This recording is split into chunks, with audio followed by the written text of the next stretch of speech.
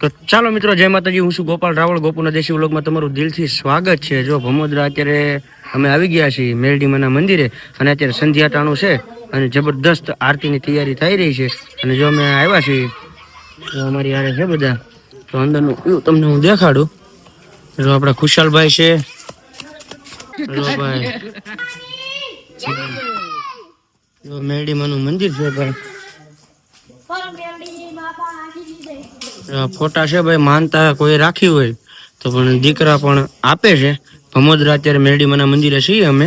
જો અત્યારે કોઈ પણ ને કઈ રોગ પણ હોય, ભેંસ ને રોગ હોય, બળદ ને રોગ હોય, તો મેરડીમાં એક ફોટો મેકી જવાનો, એટલે બળદ ને સારું થઈ જાય. માત્ર ને માત્ર શ્રદ્ધાથી કામ થાય છે ને સુકાપા. હા, જો ભાઈ અત્યારે આરતીની તૈયારી છે. જો જય કાળ ભૈરવ. કાળ ભૈરવ દાદા.